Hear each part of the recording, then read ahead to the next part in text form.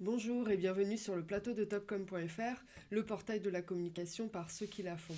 Aujourd'hui, nous allons parler d'Addictive, le spécialiste français du marketing digital, fondé en 2012, annonce son changement de nom pour devenir Emotive et par la même occasion dévoile sa nouvelle identité visuelle. Pour en savoir plus, nous recevons Émilien Echen. Merci d'avoir accepté notre invitation. Avec grand plaisir. Donc vous êtes acting CEO et cofondateur d'Emotive. Exactement. Emotive, pardon. Tout d'abord, comment décririez-vous votre activité? Alors, nous aujourd'hui, on produit pour les annonceurs des campagnes end-to-end, Mhm, c'est-à-dire qu'on va de la création, uniquement digitale, hein, donc de la création jusqu'à la diffusion, et bien sûr ensuite on leur livre les insights liés aux campagnes. Et donc on va travailler on a un gros studio créa d'une douzaine de personnes qui va travailler sur euh, le format publicitaire en fonction de chaque écran, parce mhm. qu'évidemment c'est pas la même expérience utilisateur que ce qu'on soit sur le mobile, sur le desktop ou en DOH, donc c'est l'affichage digital extérieur. On ne peut pas faire exactement les mêmes choses. Sur le mobile, je vais jouer avec la créa. Sur l'affichage extérieur, a priori, je ne vais pas aller m'amuser à jouer avec la créa. Donc on a un studio qui décline ça. Et ensuite, nous, on a des technologies en interne qui nous permettent d'assurer la diffusion sur tous ces écrans, que ça se passe bien et que les supports soient aussi de qualité.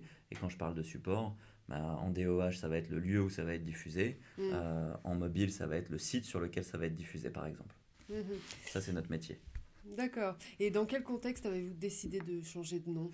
Alors, Addictive, maintenant, ça fait à peu près 6 ans et demi, 7 ans. C'est Emotive, c'est finalement enfin, on a spin-offé en quelque sorte une partie de nos activités. Addictive aujourd'hui, c'est notre solution d'app retargeting, c'est-à-dire qu'on va retargeter des utilisateurs d'une app à une autre. Pour simplifier, pour ceux qui connaissent Criteo, on a un peu le Mm, Criteo des applications mobiles. mhm. Et c'est une activité, un pan de notre activité qu'on a lancé il y a 2 ans, qui s'est beaucoup développé. Et en fait, on s'est retrouvé à un moment donné avec finalement deux activités en une. Donc d'un côté, l'app retargeting, de l'autre côté, nos activités branding, qui aujourd'hui évoluent sous le nom d'Emotive. Et on s'est dit, bon, bah, qu'est-ce qu'on fait? On a deux équipes techniques séparées, on a fini par développer deux équipes commerciales.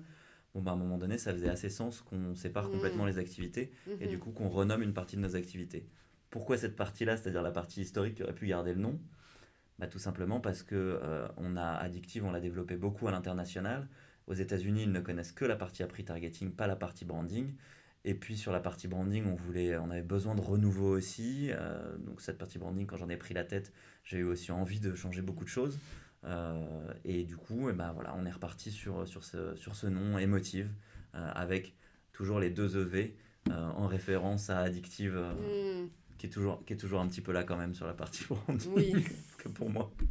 Et pourquoi avoir choisi ce nom Emotive? Alors, on imagine qu'il y a comme une référence au terme d'émotion.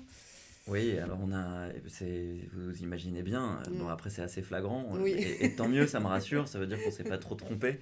Euh, En effet, on a travaillé en se disant il y a alors le cœur de notre métier chez Emotive, euh, on a deux gros piliers. Le premier c'est le pilier créatif, Mhm, et le second c'est le pilier serviciel.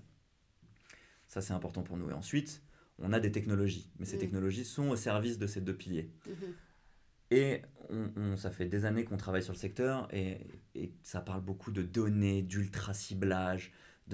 Et nous, on se rend compte qu'un principe de base dans toutes les campagnes qu'on a fait depuis toujours, et notamment sur mobile, c'est de se dire on a quelques millisecondes pour attraper l'utilisateur, et ensuite on n'a que quelques secondes pour le faire interagir avec ma publicité. Et se dire, bah, on fait que la data, on fait de l'ultra ciblage, mais à côté on fait pas attention à la créa, à l'expérience qu'on va apporter à l'utilisateur, bah, on trouvait ça inefficace. Et c'est comme ça qu'on a réussi à se développer toutes ces années. Et du coup, on s'est contenté de reprendre notre ADN, qui était finalement de mettre de l'émotion mm. dans la création. Alors attention, ça nous a demandé un peu de travail de nous souvenir finalement d'où on venait. Euh, et on s'est dit, bah, en fait, c'est clairement nous, notre travail, c'est de créer de l'expérience utilisateur, Mm, c'est de créer de l'émotion entre une marque et un utilisateur pour qu'à un moment donné, ça matche, mm, mm, mm. qu'on ait la bonne donnée ou qu'on ne l'ait pas. Mm, mm, mm. Et votre identité visuelle a également été repensée. Euh, Ouais. comment la décririez-vous? On a travaillé avec cette notion d'émotion. Alors c'est très compliqué une identité visuelle, surtout qu'en général les cordonniers sont toujours les plus mal chaussés. Donc c'est toujours très compliqué. Du coup, on est évidemment passé aussi à l'extérieur pour se faire conseiller, se faire aider, parce que souvent on n'a pas le recul pour faire tout ça. Euh, et ce qui en est ressorti, c'est ce papillon avec les E des motifs.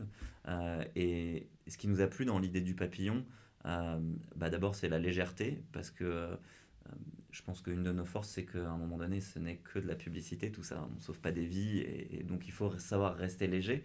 Ensuite, c'est la création, parce qu'un papillon, ça a des couleurs sur les ailes qui sont multiples.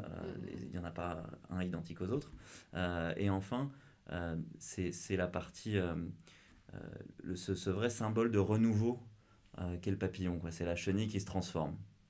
Et c'est ça qui nous a plu aussi dans ce symbole. Puis alors après, si on va sur les couleurs, c'est encore un peu plus compliqué parce que c'est fruit d'une étude très complexe sur les tendances colorielles, etc. Puis j'aimais bien aussi cette partie, voilà, revenir un peu sur des couleurs plus claires, plus punchy, beaucoup plus chaudes aussi parce que on était très bleu. Bleu, c'est très techno, mais finalement, aujourd'hui, encore une fois, on sent que ces technologies qu'on a développées pendant 6 ans, et bah, est-ce qu'elles sont très valorisées par les annonceurs? Est-ce que c'est vraiment ça qu'on doit mettre au cœur de nos offres? Bien sûr qu'on va les utiliser, mais c'est ce qu'on vend, c'est avant tout voilà, cette créa, ce service, ce lien qu'on va faire, en fait, cette connexion entre la marque et l'utilisateur final. Et dans ce contexte de grands changements, l'équipe commerciale a également été restructurée. Pouvez-vous nous en dire plus? Bien sûr.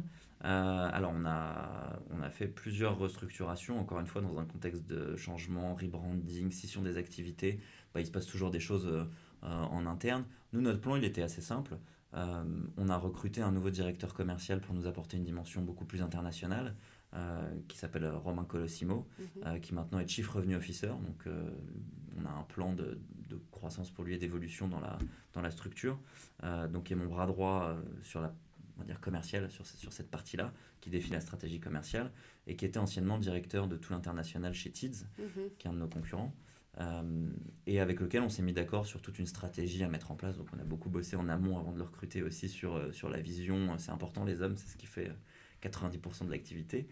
Et ensuite, lui a restructuré l'ensemble de l'équipe commerciale pour avoir un pôle d'experts, parce qu'on se rendait aussi compte qu'à un moment donné, les annonceurs étaient très demandeurs d'avoir beaucoup plus d'insights sectoriels, etc. Et que nous, on avait de vraies expertises en interne, mais finalement qu'on avait du mal à leur apporter cette expertise pour des questions de temps et pour peut-être sûrement parfois des missions un peu trop floues, un peu mal définies. Donc on a redéfini les missions de ces experts sectoriels qui, eux, ont pour but, quand on discute avec un annonceur, de leur apporter une vision 360 de leur secteur et de tout ce qui a été fait, notamment sur leur secteur. Et donc, on va travailler sur des études aussi, sur des reports, on va leur apporter toutes les nouveautés sectorielles qu'on va pouvoir produire au niveau créa, on va faire des workshops. Bon, on a mis encore une fois, sur ce pilier service, on a rajouté beaucoup sur la partie service, et donc ça nous a permis de mieux structurer notre équipe commerciale avec de vrais industries experts. Très bien, bien merci Emilien Echen d'être venu nous parler de cette actualité très riche et addictive de Nuit Émotive. Et à bientôt sur le plateau de Topcom.fr.